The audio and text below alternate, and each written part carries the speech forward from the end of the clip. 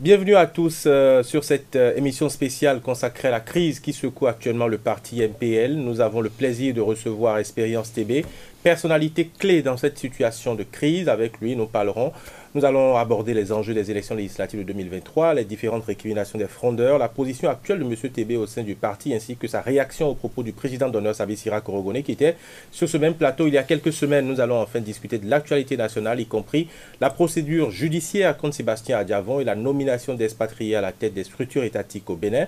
Nous parlerons aussi de la présence des démocrates au sein de la 9e législature, puisque c'est le seul parti qui représente l'opposition au Parlement. Nous sommes ravis de vous recevoir, M. Expérience TV, bonjour. Bonjour, M. Jean-Yves. J'anime cette émission avec Paul Danongwe. Bonjour, Paul. Jean-Yves Bitokwe, bonjour. Expérience TV, bonjour. Bonjour, cher ami. Le siège du MPL a été le théâtre de vives altercations provoquées par une crise née au lendemain des élections législatives du 8 janvier dernier. Vous avez notamment été accusé de mauvaise gestion des fonds alloués à la campagne électorale. Vous prenez parole une toute première fois après toutes ces interventions. Dites-nous exactement ce qui s'est passé.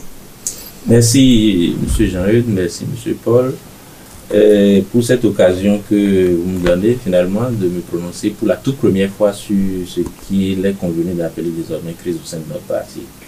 Vous savez, lorsque deux camarades ont entrepris de faire un putsch à la tête du parti et des événements malheureux qui s'en sont suivis après les élections législatives, pendant longtemps, j'ai décidé de rester muet en face de ces agissements parce que juste après les élections, quelques jours après la proclamation des résultats, il était très malséant, très inconfortable pour moi de donner de la voix dans une pareille circonstance, dans des choses très malsaines, alors que nous devrions venir faire le bilan des élections, et tirer les conclusions. Et dans la peau du chef de parti, pour moi, ce n'était pas l'occasion de venir animer la galerie par des choses qui n'en valaient pas la peine. Donc, par respect pour nos militants, par respect pour le peuple béninois, et pour prendre de la hauteur sur ces choses, j'ai évité d'alimenter la polémique, laissant faire les choses. Mais j'ai constaté que la désinformation, la manipulation de masse a continué et s'est amplifiée. C'est pour ça que j'ai fini enfin. Vous savez que plusieurs fois vous m'avez sollicité pour intervenir et j'ai décliné l'offre. Et lorsque les choses ont atteint un certain seuil, comme ce que je vois en ce moment, j'ai pensé qu'effectivement, il fallait tirer au clair certaines choses. Vous parlez de désinformation. Vous avez l'occasion d'apporter maintenant la bonne information au peuple béninois qui attend certainement de faire son idée sur ce qui s'est réellement passé. Dites-nous ce qui s'est passé, Expérience TV. Voilà. J'ai pris la tête du parti le 3 juillet 2021 et l'une des recommandations fortes faites à cette équipe, c'était de faire tout possible après la tentative ratée de participer au communal de 2020 pour participer aux législatives de 2023. Alors, du coup, je me suis mis à l'œuvre avec les camarades, bien sûr, pour faire tout possible et amener l'organisation à cette échéance. Par la grâce de Dieu, ça a été réalisé. Au sorti de cette élection, malheureusement, où les fruits n'ont pas tenu la promesse des fleurs, nous n'avons pas été largement suivis par le peuple béninois. Pour nous, il fallait s'asseoir et faire le bilan, tirer les leçons, les conclusions. Mais malheureusement, il s'est trouvé que deux individus qui, plus tard, se sont révélés être manipulés par des mains invisibles, se sont levés. Les résultats ont été prononcés le 12. Le 12, après concertation, j'ai retenu avec les camarades la position du parti qui a été donnée dans un point de presse le même 12 sur les résultats des élections. Le 16 janvier, comme des descendants de Bob Denard, deux camarades descendent au siège du parti et lisent une déclaration demandant la démission du président en faisant des allégations suffisamment graves. Du coup, lorsque j'ai su, il n'y a aucun problème, rien qui présageait d'une telle situation. Surpris, j'ai appelé mon frère et ami, le président d'honneur, pour dire, ah, est-ce que tu viens de voir ce que j'ai vu là? Il dit, ah non, que lui n'informer de rien. Plus tard, je vous dis, il se révélera que la veille au soir, une réunion s'est tenue où il a participé, où tout ça a été concocté. Où le président d'honneur a participé. Bien sûr. Parce que on a envie de créer des problèmes au président en exercice pour pouvoir jeter de l'opprobre sur lui, créer une situation qui amènerait à l'enlever de la tête. Je reviendrai là-dessus, mais je finis le récit. Le 16, donc, les deux individus lisent une telle déclaration. Dépassé par la gravité des déclarations, j'ai dit non, ça, parce que c'est en même temps aller sur les réseaux sociaux, il vaut mieux saisir la justice, leur demander d'apporter les preuves des allégations. Ce que j'ai fait en même temps le lendemain. L'avocat saisit un dossier, lui envoie une sommation interpellative d'apporter les preuves des déclarations pour mettre ça sur la place publique, pour éclairer l'opinion. Vous savez que ces deux individus, avec ils étaient près de 6 environ, avec 6 camarades, ont évité de recevoir la sommation de l'huissier, l'ont tourné en bourrique. L'un d'eux, finalement, lui donne rendez-vous quelque part, prend la sommation de l'huissier, rentre dans la voiture sans décharger et s'enfuit avec. Comme un comportement de délinquant. Jusqu'à ce jour, ils n'ont pas reçu de l'huissier la sommation pour répondre aux allégations distillées sur les réseaux sociaux. Ça, nous étions au 16 janvier. 2 jours après, les mêmes reviennent au siège. J'avais déjà, moi j'ai vent de ce qui se passe au fur et à mesure. Ils reviennent pour déposer une convocation à une réunion au président. Déposer ça au secrétariat. À 11h28. Une réunion supposée se tenir le même jour à 11h. Je vous montre le document. Et moi, étant informé, je me suis assis dans le bureau depuis 9h. La secrétaire m'envoie le papier qu'il vient de recevoir à 11h. Je dis, ah bon? Ah ben c'est très bien. Ok, je suis ici, j'attends. Les gens n'arrivent pas. Jusqu'à 11h40, je sors du bureau pour voir. Je demandais, mais qu'est-ce que c'est? Il y a une réunion, il doit y avoir une réunion. Pourquoi je ne viens pas? On dit non, ah, on a vu tout à l'heure maintenant, on vient de voir maintenant un camarade qui est venu. Certainement, il attend d'autres personnes. D'accord, ok. Donc moi je suis là. À 11h50, midi, je sors de mon bureau maintenant pour voir. Ah, je vois encore 4 personnes assises dans la salle de réunion en train de lire une déclaration encore et de se faire filmer par 2 téléphones portables. Je me suis pas. Je dis, ah, je m'arrête. Je dis, mais je ne comprends pas. Il semble qu'il y a une réunion à laquelle je suis invité et vous venez vous feindre de ne pas me voir et vous mettez à lire une déclaration. Je ne comprends pas, expliquez-moi. Personne ne répond. Sinon, je veux comprendre. Qu'est-ce qui se passe? Personne ne répond. Bon, ok. Je vais voir sur la table, je vais voir alors ce que vous lisez filmer. C'est ça le papier que j'ai pris. 2 badauds qui étaient conviés à la séance qui était derrière se sont jetés sur moi. Avec des chaises pour commencer par me dire. Mais je tenais à prendre ce document qui était en train de lire pour servir de pièce à conviction. Parce que je savais. Et j'ai gardé le document, j'ai pu garder le document. Le voilà. Mais procès verbal de destitution du président. D'une réunion qui n'a pas eu lieu. On a déjà saisi le papier. C'est le papier que je tiens. C'est déjà saisi. C'est venu à l'occasion avec un mec. Et qui étaient les signataires du document? Bon, le document n'était pas encore signé. Et bon, même les deux fondeurs en question, hein, qui ont, bon, le frère du président, son beau-frère. Vous parlez du président d'honneur? Le président d'honneur. Et qui installe un dit comité de crise.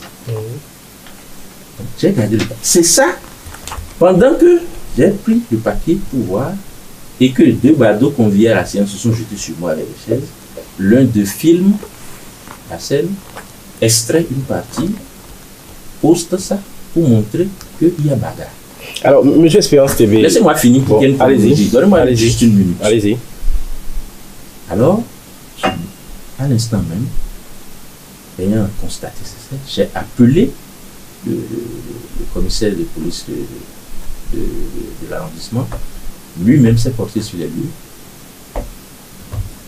Et c'est là qu'on découvre que en bas, au siège du parti, il y a une autre horde de délinquants qui avait été conviés pour venir faire du désordre. Des gros bras, des gens qui fumaient, des gens qui étaient... Vous voulez dire que l'attroupement que nous avons vu sur les réseaux sociaux, que ceux-là n'étaient pas des membres du parti MPL? Non. Mais ça, ce que je dis, je passe sous le contrôle du commissaire qui est venu sur les lieux, qui a fait le constat. Et qui a demandé, bon, venez faire en même temps une déposition à la police. Je suis allé faire, moi je suis rendu directement comme ça, faire la déposition.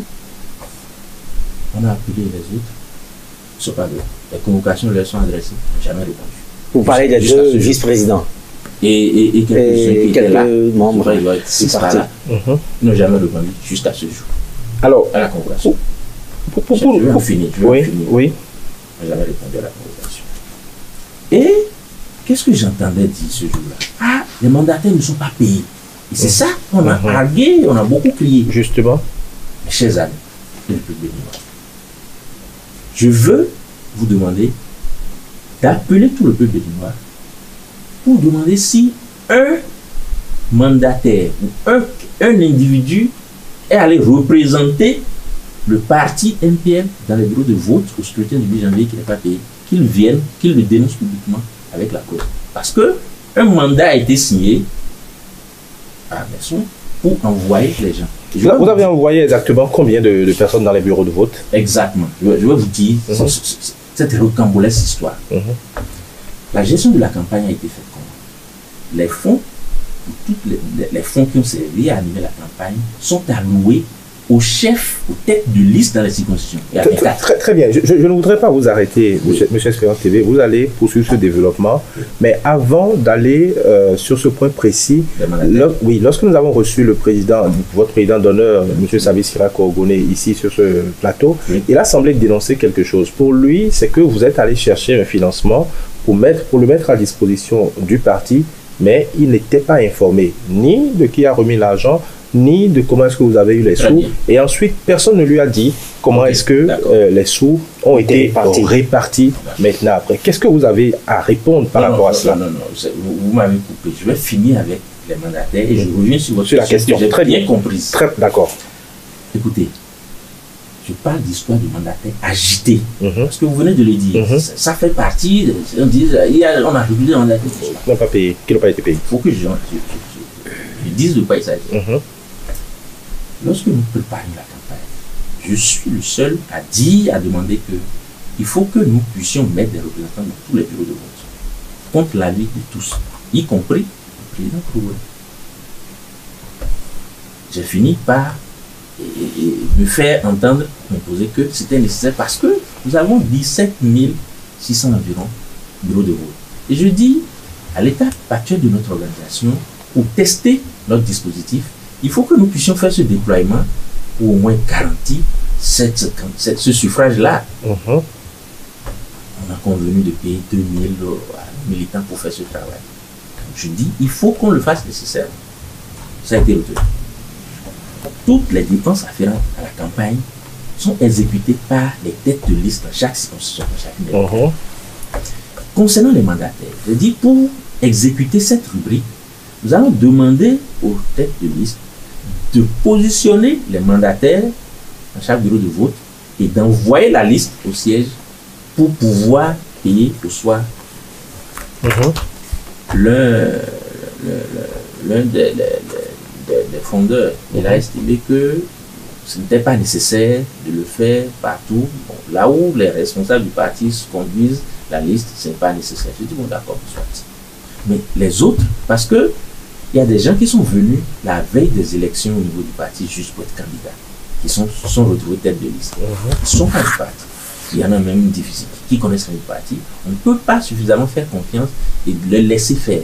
Je veux que ça soit exécuté comme convenu. Donc, qu'ils positionnent effectivement. Et j'ai demandé aussi de leur envoyer, j'ai obtenu de la Sénat la répartition des postes de vote sur le territoire national. J'ai envoyé pour chaque tête de liste cette programmation. Positionner les noms avec les contacts et envoyer. On saura que c'est nos représentants de la Chagoulou. Malheureusement, ça n'a pas été fait. Du coup, la veille de l'élection du 7 ou samedi 7, j'ai ordonné au siège de transférer les fonds pour les mandataires à tout le monde. Vous voyez la liste de tous ceux qui ont pris leur contact. Je vous laisserai ça. Oui, mais... attendez, je vais finir. Ok, d'accord. Le 8, le jour du vote, il se retrouve malheureusement que notre parti se trouve être celui qui n'a pas positionné suffisamment de représentants dans les votes. Ça, je suis sûr que vous le savez puisque vous étiez sur le terrain. Le rapport de la Sénat, des OSC qui ont suivi les élections, faire ressortir le RPL, celui qui n'a pas mis les mandataires. Parce que la charge revenait aux têtes de liste, il leur était loisir de le faire ou de ne pas le faire. On n'a pas déployé 10% de ces mandataires. Les fonds ont été décaissés. C'est lui à quelle fin, je ne saurais le dire. Mais malheureusement, j'entends le lundi, oui, c'est dimanche, le lundi, non, les mandataires ne sont pas payés. Ah bon? D'accord, c'est ça. S'ils ne sont pas payés, il est simple. Que les têtes, ceux à qui on a envoyé les ressources, et que ce n'est pas fait, bon, s'envoie un courrier à toutes les 24. Veuillez faire le point des mandataires que vous avez payés et éventuellement la liste de ceux qui ne sont pas payés. Jusqu'à là où je ne veux pas un seul nom. Jusqu'à là où je ne veux pas. Je prends une deuxième précaution. Je dis que la comptabilité désigne quelqu'un au siège. Désigne quelqu'un, on met les fonds à sa disposition. Si quelqu'un sur le territoire national a été représentant de l'MPL, qu'il flash son mandat, la fiche de dépouillement, qu'il lui envoie ça et qu'il soit payé directement sur son portable. Les fonds mis à cet effet sont dans le portable de l'intéressé jusqu'à ce. Et pourquoi on continue? Premier point. Pourquoi les gens continuent de mauvaise foi à dire que les mandataires ne sont pas payés, qu'il existe des mandataires qui ne sont pas payés? Est-ce que vous-même vous voyez ce premier point? Deuxième point. Vous avez demandé à savoir, vous avez dit que le parti aurait reçu un financement et que quelqu'un vous a dit qu'il n'est pas informé. Non, le président d'honneur a dit qu'il n'était pas informé, qu'il ne sait pas comment est-ce que l'investiture des candidats du NPL a été faite le 17 décembre 2022 à Cotonou, au CPA. Le même jour, après l'investiture, tous les candidats avaient été priés de rejoindre le siège du parti pour prendre une avance sur les fonds de campagne et les bulletins, les flyers. C'est le président d'honneur, qui a reçu tous les candidats, circonscription par circonscription, dans son bureau, pour dire à chaque équipe combien il prend. Elle prend, prend pour le démarrage de la campagne. Alors, attendez. Oui. Non, allons méthodiquement, parce que vous n'êtes certainement pas au même niveau d'information que les téléspectateurs qui nous suivent. Il faut qu'ils comprennent. Oui. Dites-moi, il ne sait pas d'où provient les fonds, mais il sait qu'il y a une répartition et c'est lui qui ordonne aux gens de prendre tel montant. Je ne vais pas en dire plus. Je profite pour dire, le responsable que je suis, je ne peux pas me mettre sur la place publique pour commencer par dire... Alors, à travers votre explication, c'est que le président d'honneur, Sabé Sira Korogone, était bien au courant de ces fonds qui ont été mis à la disposition du parti MPL et qui devaient servir à la campagne. Je vous laisse faire toutes les déductions. Très bien. La question qui a agité, c'est vrai que c'est ça qui fait polémique, mais la question qui a vraiment agité l'opinion, c'est d'où provenaient ces fonds. Parce qu'il y a eu beaucoup de supputations. Les gens ont estimé même d'ailleurs que ces fonds venaient du pouvoir en place. Beaucoup pensent aujourd'hui que dire que vous êtes un parti de l'opposition et aller prendre de l'argent auprès du pouvoir en place, c'est un peu malsain. Dites-nous clairement d'où provenaient ces sous, qui a financé le parti MPL. Parce que c'est aujourd'hui ces fonds mis à la disposition qui constituent la forme de discorde au sein du parti. Non, je vais revenir derrière. Ce n'est pas des fonds mis à la disposition qui constituent la forme du discorde. Je veux clarifier les choses pour que l'opinion publique soit bien située. Oui. D'abord, je reviens avant d'avancer sur votre question. Combien, nous sommes plus d'une quinzaine de partis politiques en activité en ce moment. Le Bénin en a connu d'ailleurs plus de 200. Combien avez-vous vu venir vous dire le nom de leurs donateurs, ceux qui leur ont fait des dons, ceux qui les ont assistés pour faire des choses précises? Combien vous en avez vu par le passé? Je ne vous interromps pas. Non, je ne voulais pas. Ce n'est pas une question que je vous pose. Hein. Oui. Mais c'est pour vous dire quoi? C'est très malsain de focaliser la question de financement d'un parti, venir l'étaler. Vous savez que tout ça, avec la nouvelle charte de politique, la nouvelle charte des partis, c'est très réglementé. Oui, c'est bien réglementé, mais aujourd'hui, on a l'impression que c'est autour de ce montant, justement, que vous vous battez. C'est pour ça que cela fait débat. C'est pour ça que je voudrais que... Espérance, si vous le permettez, dans d'autres formations politiques, on parle de cotisation des militants. Dans d'autres, on parle de financement public. Au sein du MPL, quel est le modèle de financement du parti? Est-ce que vos militants cotisent mensuellement ou... C'est simplement... Dans tous la charte des partis, notre règlement intérieur prévoit les modes de financement de notre parti, tous les partis, et le nôtre également. Les cotisations des membres, les dons, les legs et les activités du parti qui peuvent générer des ressources. Chez nous, en tout cas, au MPL, les cotisations sont très faibles et ne suivent pas. Les militants ne cotisent pas. Mais nous avons des gens, des donateurs qui appuient par moment le parti. Nous avons les membres fondateurs, surtout, qui investissent. Je ne voudrais pas aller plus loin dans ça parce que, comme je vous l'ai dit, tout ça est suivi à la loupe par des organes qui surveillent le mode de financement. Vous savez que même la provenance de l'argent, et par exemple, là, nous allons déposer les comptes de campagne ce week-end à la Cour suprême. Tout ça est tracé à la loupe et les pouvoirs suivent d'où provient l'argent pour qu'il n'y ait pas de dérapage, ça ne soit pas l'argent du terrorisme ou des trucs qui rentrent dans qui finance les formations politiques. Donc rassurez-vous, et je reviens là-dessus dans votre question, que effectivement, on a agité l'opinion pour faire croire que c'est le pouvoir qui finance et ceci. Bon, comme vous savez, en politique au Bénin. Aujourd'hui, vous voulez dire sur ce plateau que le MPL n'a aucune acquaintance avec le pouvoir en place? Pourquoi nous aurions d'acquaintance? Vous suivez la ligne du parti depuis sa naissance. Je vais y revenir.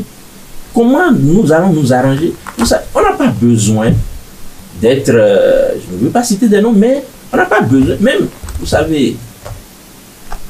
J'évite, je voulais le faire, mais j'évite. Il y a des gens de l'opposition très connus dans ce pays, que moi je connais, dont je connais leur intégrité, parce que je suis très proche d'eux.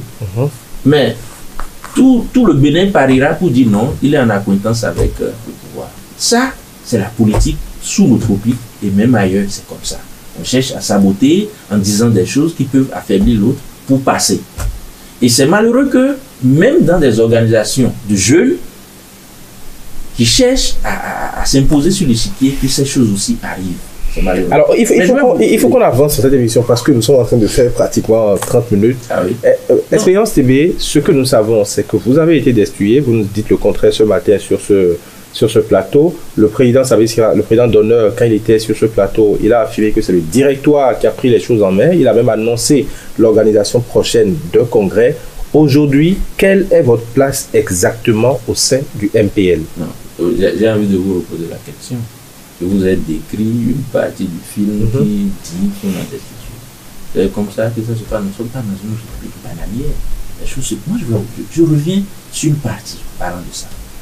Parce que j'ai entendu des choses très ahurissantes. Oui, je regrette. Bien sûr, il a dit qu'il regrettait de vous avoir confié la tête du parti. Attends, donc, vous pensez que nous sommes dans même avec tout ce qu'on peut reprocher au système, au pouvoir actuel, vous pensez qu'il y a la possibilité, il existe aujourd'hui la possibilité à un individu de devenir PDG d'un parti politique et de choisir un directeur général, c'est ça? Non. Il faut que les gens arrêtent de dire des choses suffisamment graves sur la place publique. Nous sommes allés le 3 juillet au Conseil national où je suis devenu le président du parti. Vous avez été élu président du parti. C'était le président qui vous a soutenu, justement? Mais qui désigne les responsables du parti? Bon, avant ça, le premier bureau où le président, c'était le président Korogoni qui était à la tête. Oui, ça a été, qui alors a nommé? Il y avait quelqu'un qui a nommé le bureau, c'est ça? Non, il faut que... Il y a une question... Laissez-moi finir ça. Il faut que nous puissions faire l'effort de ne pas étaler des insuffisances aussi graves sur la place publique. Si on aspire à être des responsables, des leaders politiques, il faut qu'on évite de dire des choses pour des dessins. Laissez-moi clarifier cette partie. Je disais tantôt le 3 juillet, moi, je suis dans la tête du parti. Pourquoi ça s'est opéré? Je vais profiter pour revenir très légèrement sur la jeunesse du parti. En 2019, où, de mon initiative, je ne connaissais pas le camarade Korogoni auparavant, jusqu'à ce qu'il aille en prison, après l'initiative de Mitski, jusqu'à ce qu'il en sorte. Parce que, en tant que jeune de l'opposition, moi à l'époque, animant la résistance, j'étais au cœur de la résistance. C'est par là que j'ai connu le camarade Korogoni qui allait en prison. On ne s'est jamais vu, on n'a jamais parlé, avant qu'il n'aille sortir de prison. Pendant que nous avions eu des difficultés à avancer au niveau de la résistance, j'ai pensé qu'il faut que ce soit les jeunes qui reprennent le flambeau d'une autre façon pour qu'on avance. C'est ainsi que, sur mon initiative, j'ai appelé le président Korogoni, le camarade Korogoni, qui venait fraîchement de sortir de prison, le camarade Gimitopé, l'honorable Gimitopé, qui, à l'époque, secrétaire général du parti Restaurer l'Espoir, avec qui j'animais la résistance. J'ai retrouvé chez moi, dans mon salon, où j'ai présenté ce projet, écrit ce mouvement. Et c'est moi qui ai dit, moi de ma position, je ne veux pas être au devant de ce mouvement. Je propose. Toi, tu vas rester en paix. L'honorable Gimitopé, ce sera le secrétaire général. Moi, ma position où je veux être le bailleur de l'organisation. Je ne veux pas être devant parce que si je tombe, ça va tomber. C'est ainsi que nous avons mis sur les fonds baptismaux de l'MPL. À une semaine de porter ça sur les fonds du 12 septembre, où nous avons porté l'MPL sur les fonds baptismaux, l'honorable Gimitopé désiste. Vous dit qu'il ne peut pas rester au devant de ce mouvement par cause de sa position. À restaurer l'espoir. Et ça, c'est son président qui nous a fait l'honneur de nous recevoir pour dire non, l'honorable Gimitopé ne peut pas jouer ce rôle au sein de notre organisation. Une défection qui allait plomber la naissance du mouvement. C'est alors que je me suis senti obligé de m'introduire dans le mouvement. Moi, jusqu'à ce moment, je n'aime pas rester au devant de la scène. J'aime jouer le rôle derrière les caméras. C'est comme ça que le premier bureau GNPL que vous avez pas bien dit, nous avons eu des difficultés. Après, nous avons transformé ça en parti pour pouvoir exister. Lorsqu'on était traqué, nous en étions là quand on préparait à la sortie des présidentielles de 2021. On a forcé pour pouvoir aller à cette élection. On n'a pas pu. Il y avait le parrainage qui était déjà. On a pensé, on a utilisé toute forme de pression pour pouvoir en avoir aussi, parce qu'on avait agité à l'époque qu'on va donner à tout le monde. On n'a pas eu. On a dit, bon, on fait un conseil national pour faire le bilan de ces actions, tirer les leçons et savoir comment on avance. C'est dans cette préparation que nous étions quand, quelques jours plus tôt, le ministère de l'Intérieur nous saisit, parce qu'en temps, la condamnation du camarade Pouloukouni a été rendue définitive et le ministère de l'Intérieur nous saisit par lettre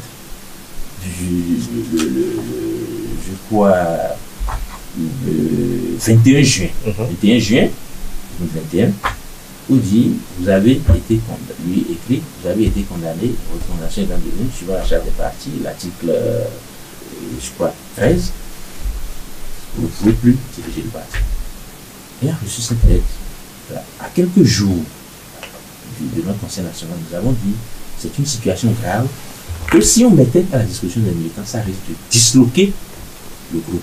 Parce que dire que nous étions encore poursuivis jusqu'à ce point, on attaque le président de cette façon, et nous avons retenu ensemble, au niveau des dirigeants, de taire cette information, de procéder simplement au réaménagement technique. C'est-à-dire, il quitte la présidence, moi je prends la présidence, et je lui ai dit, mais ce n'est pas grave, parce que, j'avoue, ça l'a beaucoup affecté. Je lui ai dit, ce n'est pas grave, parce que, voici ce que moi je propose. Dans les faits, rien ne va changer. Mais nous allons satisfaire à la préoccupation du ministère de l'Intérieur qui veut savoir régler les tests. Ainsi, moi, qui étais secrétaire général à l'époque, jusqu'à aujourd'hui, je n'ai pas changé de bureau. Je suis resté dans le bureau. Lui, tu as ton bureau, le président. Depuis lors jusqu'à ce jour, aucune de ces interventions publiques, il ne me fait pas l'amitié de m'informer avant d'intervenir en tant que président d'honneur. Vous l'avez vu, j'ai eu suffisamment même des personnes proches de nous qui ont dit non, telle chose. Parfois même, il arrivait qu'il se prononce contre la ligne directrice de ce que nous étions en train de faire. Ça ne me dérangeait pas. Pour garder les bonnes relations, pour garder l'harmonie au sein de l'équipe. Alors, non, laissez-moi finir ça. On est pressé par le temps. On est pressé par le temps. Parce que pour que vous puissiez comprendre l'origine de la crise, c'est ça que je vous explique. Très bien. Et donc c'est ça, justement, ce changement peut-être à la tête de l'institution, c'est ça que mon camarade n'a jamais pu dire. C'est ça la vérité, c'est l'origine. C'est ce qui fonde, selon vous, ces regrets. La preuve, oui, non. La preuve, j'ai laissé, c'est un de mes anciens patrons qui m'a dit, si vous voyez un chien de tri qui vous aboie, patientez, observez, vous allez voir son maître à côté. Son maître va apparaître. La preuve, quand les agissements ont commencé à l'étonnement de tout le monde, je ne comprends pas de quoi il s'agit. Ils ont dit, les présidents ont proclamé le 12. Il n'y a eu aucune réunion, il n'y a eu encore aucune rencontre. 2 jours après, vous venez dire à qui a mauvaise gestion. La mauvaise gestion, on a été constaté par qui venant d'où. J'étais surpris de tout ça, d'où venait ça. Mais je pense que lorsque vous avez suivi le fil des événements, après, vous devez comprendre d'où vient Expérience TV, à cette date, est-ce que vous demeurez président du MPL? Pour changer les instances dirigeantes, il y a des structures qui changent l'instance dirigeante du parti. Et on n'a pas besoin de comment dire, on n'a pas besoin. Moi, écoutez, si vous, la question même qui vous dit que moi j'ai envie de continuer par faire ce sacrifice tout le temps, on va à un congrès, on change les instances. C'est ça. On n'a pas besoin. Alors, ça veut dire quoi? Ça veut dire quoi? Nous allons assister bientôt à 2 congrès organisés par le MPL. Vous-même, vous voulez tenir un congrès? Pas de congrès. Il y a un congrès régulier. Le seul que le président d'honneur a annoncé. Dites-moi. Un président d'honneur est dans comment on appelle-t-on? C'est lui qui organise un congrès, il est dans l'administration, dans l'exécutif d'un parti. Non, sur le plateau. Alors, ici, c'est le directoire qui a décidé de la tenue. Qu'il a investi d'organiser un congrès. Non, pas du tout. C'est pas ce qu'il a dit. Il a dit que le directoire, c'est le directoire qui a décidé de la tenue de l'organisation du congrès et que certainement à l'issue de ce congrès-là. Est-ce que ça répond au test? Ça répond au test du parti. Que le directoire puisse convoquer le congrès. On a des rencontres statutaires. Oui, mais actuellement vous êtes en crise. Ou vous n'êtes pas en crise, ou le parti n'est pas en crise. Mais je vous ai expliqué. Est-ce que les organes du parti fonctionnent correctement? Qu'est-ce qui va les empêcher de fonctionner? Fonctionnant correctement? Alors très bien, si vous voulez, on va remonter en janvier dernier pour parler des élections législatives, mais en abordant la question des élections législatives, on reviendra aussi, vous pouvez toujours nous éclairer par rapport à cette crise. Très bien. Concernant les élections législatives... Mais avant votre question, je voulais vous dire une chose encore, attirer votre attention. Parce que puisque vous avez cité, je ne voulais pas le faire parce que je ne suis pas venu ici pour répondre à X ou à Y. D'accord. Mais je voulais vous attirer votre attention que vous avez parlé du camarade Koloboni. Je voulais vous renvoyer, pendant que nous étions en période électorale, déjà en pleine période électorale, le 25 décembre, sous le micro d'un de votre consoeur, sur l'émission Tic Tac, sur quoi? Non, c'est ici B-News. Ok, sur le portail. Oui, le portail Bel Monde. Oui. Du chef concurrent. Oui, bon. Je dis votre contraire, a expliqué comment il a quitté la tête du parti et a dit comment, et m'a félicité de comment la rigueur avec laquelle je gère le parti et les résultats auxquels on est venu. Je parle du 25 décembre. Le 8 janvier, ou bien quoi, en janvier déjà, il y a déjà. Vous voyez, il faut que au Bénin, les jeunes acteurs politiques que nous sommes, on puisse renouer avec la vertu et laisser les mauvaises pratiques que notre pays a connues et qui ont fait naître beaucoup même une béninoiserie, beaucoup de mauvais noms qu'on nous attribue et qui nous empêchent d'avancer. Il faut qu'on laisse ça et que nous puissions cultiver la vertu des hommes. Alors, parlons des élections législatives. Est-ce que le mauvais résultat obtenu par le MPL, est-ce que c'est cette crise déjà à venir qui était la cause de ce mauvais résultat? Comment est-ce que votre campagne, je vais dire, s'est déroulée? Est-ce que le MPL était vraiment présent sur le terrain? Quelle analyse est-ce que vous faites de ce mauvais résultat, de cette piètre performance du MPL? D'abord, je voudrais profiter de l'occasion pour remercier tous nos militants, les sympathisants qui ont fait l'effort pour qu'on ait ce résultat que vous jugez de l'être. Notre première participation à cette élection. Je pense que nous devons féliciter tous les acteurs qui ont contribué à obtenir ce résultat, même s'il n'est pas à la hauteur de nos attentes. Mais je vais vous dire aussi ceci. Nous étions dans un contexte très difficile. Nous avons connu beaucoup de difficultés autour de ces élections parce que il y a des gens qui nous ont rejoints à la dernière minute juste pour dire parce qu'ils voulaient être candidats. Je ne suis pas du parti. Malheureusement, ils ne sont pas venus avec de bonnes intentions. Ils sont venus, beaucoup de ceux-là ne croyaient même pas en nous, ne croyaient même pas à notre participation effective à cette élection avant d'accepter d'être candidats sur nos listes. Et donc, ils n'ont pas pu faire le travail comme cela se doit. Le travail n'a pas été, comment je vais dire, tous les acteurs n'ont pas contribué, n'ont pas mouillé le maillot comme on le dit souvent, comme cela se doit. Est-ce que les dispositions étaient vraiment prises? Est-ce que les populations à la base se sentaient concernées par ce que le MPL faisait? Parce qu'il y avait beaucoup de doutes sur votre appartenance vraiment à l'opposition. Peut-être, mais moi, de mon point de vue, peut-être que vous avez raison d'une part, mais de mon point de vue, nous devons situer également les raisons de notre performance aussi ailleurs. Nous n'avons pas eu beaucoup de temps pour préparer. Même vous me souvenez, j'étais sur votre plateau ici à quelques mois de ces échéances où tout le monde doutait de notre participation effective aux élections. Bien sûr. Quand vous dites, je ne veux pas citer d'autres formations politiques, mais vous avez vu qu'il y en a qui ont beaucoup plus de moyens que nous, qu'il y en a qui étaient des partis plus rodés que nous, qui ont été déjà dans nos élections et qui n'ont pas pu faire mieux que nous. Donc, à ce titre, on ne peut pas tout de suite dire que tout a été mauvais. Mais nous avons connu beaucoup de difficultés. Je vais vous dire par exemple, je retrouvais des candidats qui, les ressources affectées à eux pour la campagne, le détournaient à autre chose. Beaucoup de plaintes. Non, quand elle a reçu les moyens, elle est allée investir dans sa boutique. Et on n'a pas reçu peut-être. Ce qui a créé aussi un dysfonctionnement au sein des équipes.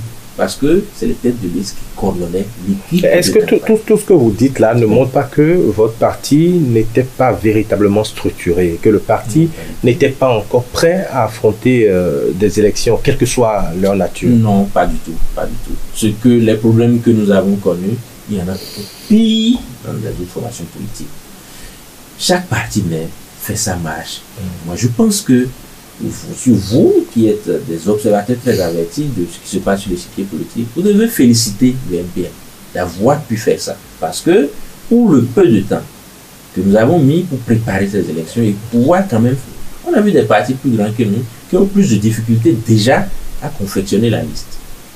Nous, au moins, on a pu faire une liste. Vous félicitez parce que vous n'avez pas été dernier. Il y a quelque chose que je n'arrive pas à comprendre. Déjà aussi, pourquoi dites-vous que vous avez eu très peu de temps pour préparer les élections législatives, alors que nous savons très bien depuis 2019 que tout le monde a estimé que le Parlement qui avait été installé était un Parlement monocolore et que tout le monde attendait la fin de ce mandat pour pouvoir aller à l'Assemblée et siéger à l'Assemblée nationale. C'était un rendez-vous qui était attendu, donc vous auriez depuis des années, vous auriez pu vous préparer convenablement. Non, écoutez.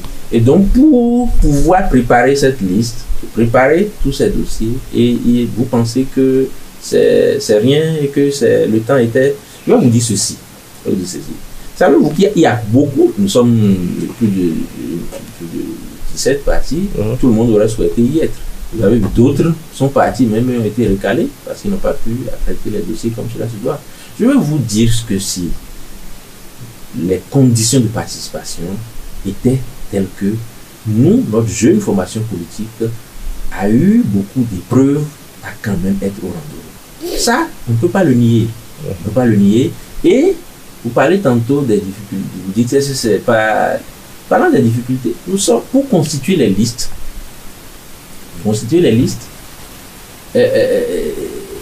Il faut aller rechercher les bons candidats. Ça nécessite beaucoup de travail. Les candidats, après, au dépouillement, telle chose va empêcher telle autre. Il faut remplacer.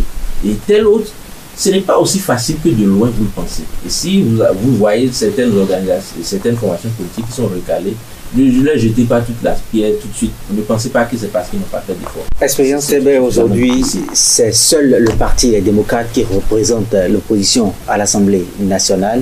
Est-ce que, tout comme les Béninois, vous attendez à ce que l'animation de la vie publique au Bénin se fasse autrement que ce que nous avons connu depuis 2019 à 2023, parlant de parlement monocolore?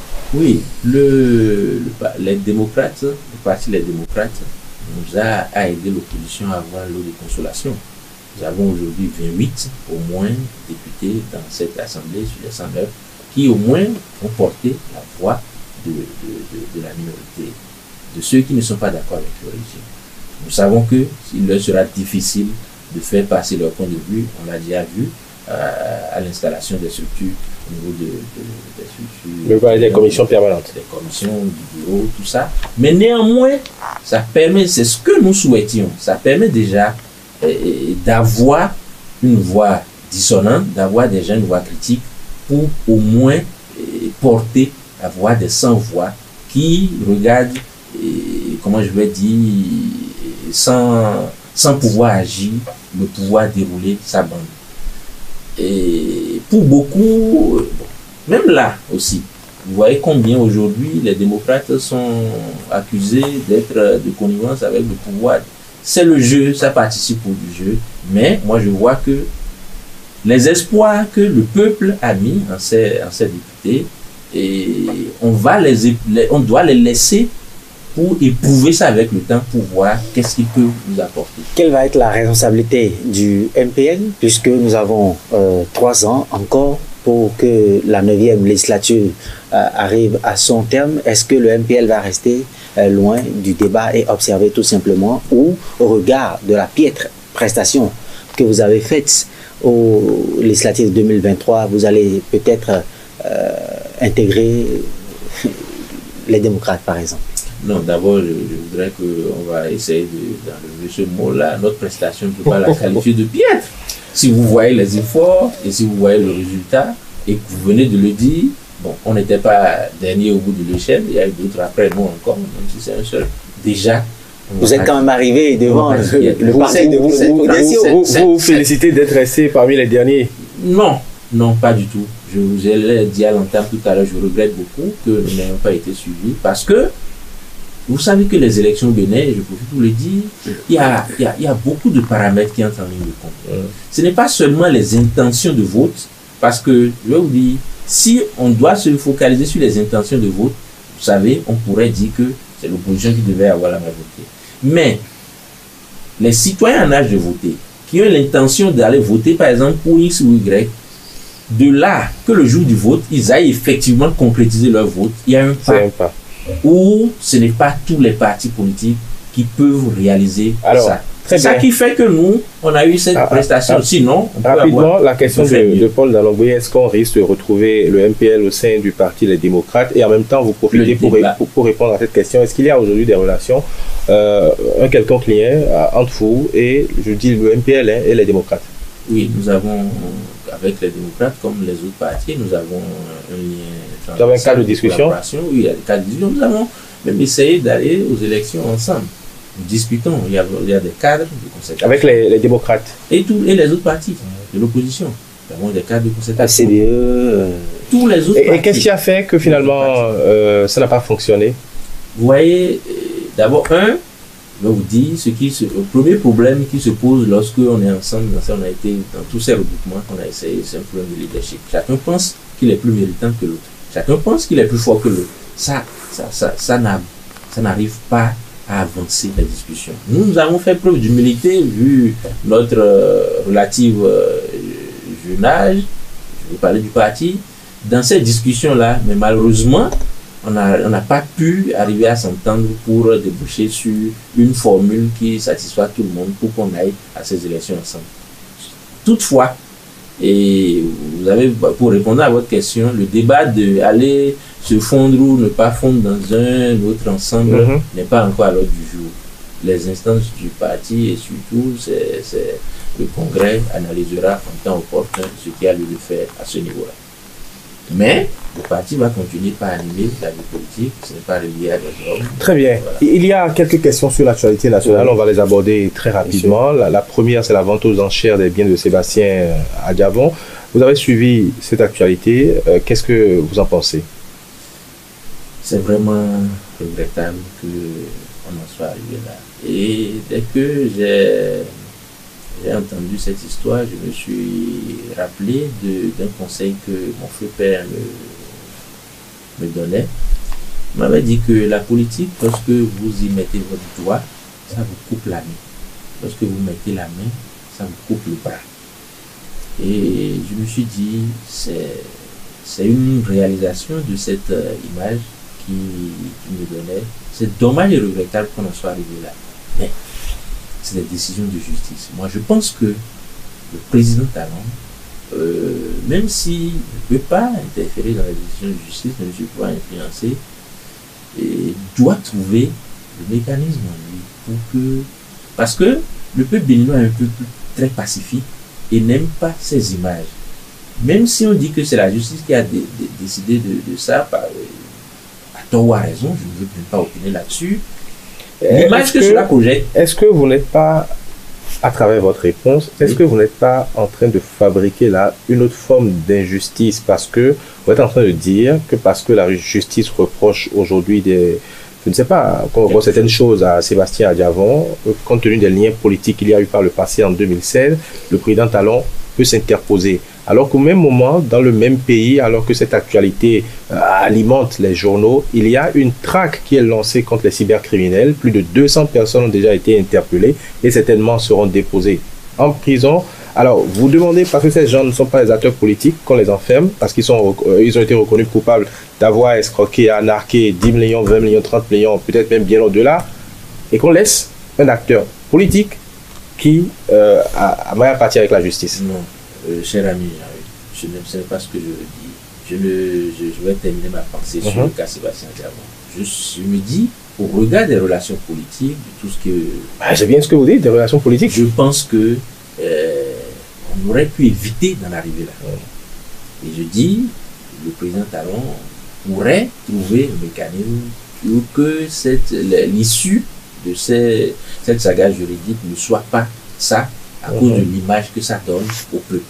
Toutefois, personne ne peut s'interposer contre l'exécution d'une décision de justice. Mieux, vous avez fait cas des cybercriminels, de la traque aux cybercriminels.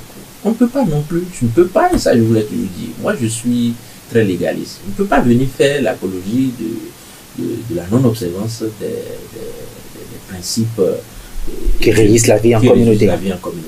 Cependant, cette histoire de cybercriminels, vous imaginez que les jeunes, ces centaines de jeunes qu'on va déposer aujourd'hui pour les faits qui leur sont reprochés là, est-ce que c'est ça qui va aider notre société? Moi, et c'est la réflexion que nous avons, qui a été toujours faite au niveau de notre parti, il faut que l'État, tout de suite, prenne des mesures plus draconiennes pour régler le problème du chômage. En quoi faisant? Est-ce qu'il faut laisser ces jeunes-là poursuivre? Non, pas. J'imagine bien que si ces jeunes-là avaient d'autres préoccupations, avaient d'autres occupations, parce que nous, je le dis parce qu'on ne joue pas le même rôle aujourd'hui. Moi, tous les jours que le jour se lève, c'est plus d'une centaine de jeunes diplômés qui vont écrire, qui vont envoyer des messages de survie. Il y en a, on a renvoyé leurs enfants de l'école, il y en a qui n'ont pas si, il y en a qui ne sont pas. Je ne veux pas dire qu'il n'y a pas un État-providence qui pourra trouver affaire à tout le monde. Mais il faut que dans la situation où nous sommes, il est urgent que des mesures plus fortes soient prises en faveur de la jeunesse pour absorber, diminuer ce taux de chômage qui défigure l'ossature sociale du pays. Ça veut dire que c'est ça aussi qui justifie ce phénomène qui a pris de l'ampleur et que nous regrettons tous. Bon, malheureusement, c'est quelque chose que moi j'en entends parler, je ne sais même pas comment ça fonctionne, ça se passe, qu'est-ce qui se passe à ce niveau, mais j'imagine que ces jeunes, on doit chercher à les occuper à autre chose. On doit chercher si ils ont envie de devenir des opérateurs économiques, les amener à créer des entreprises de façon régulière qu'ils vont animer. Créer l'environnement social favorable à éclore de jeunes entreprises pour absorber ces jeunes-là. C'est ce que nous demandons au pouvoir en place. Et nous pensons que cette lutte serait plus efficace à trouver du travail à beaucoup plus de jeunes. Alors, je vais laisser certainement dans un moment Paul Danangwe clôturer l'émission avec vous. Mais juste avant, on va parler de la nomination de Pascal Nyamolinda. Il y a quelques semaines, cet ancien haut fonctionnaire du Rwanda a été nommé à la tête de l'ANIP. Qu'est-ce que le MPL pense de cette actualité? C'est regrettable que après de si longues années que le Bénin n'ait pas de cadres, que du moins le gouvernement de la rupture ne trouve pas au Bénin des cadres en capacité de gérer notre structure, de gérer le fichier des naissances au Bénin, de gérer le fichier d'état civil et autres, l'ANIP en somme au Bénin. C'est vraiment regrettable. Mais il faudrait que le gouvernement, j'ai suivi les réponses apportées par le secrétaire général du gouvernement, parlant d'efficacité, de technicité. Moi, je pense que même si ils ont la possibilité de faire venir des spécialistes étrangers, que ce soit plutôt pour des rôles techniques et non pour gérer, pour prendre la tête de l'agence. Ça donne une image pas trop reluisante pour le pays lui-même, qu'on n'ait pas trouvé un Béninois en capacité de gérer une structure administrative chez nous. Si c'est encore des postes techniques, parce que j'estime que s'il y a des solutions technologiques de pointe, que il n'y a pas de gens capables de gérer, on peut recourir à l'expertise d'étrangers. On amène des gens de l'Europe.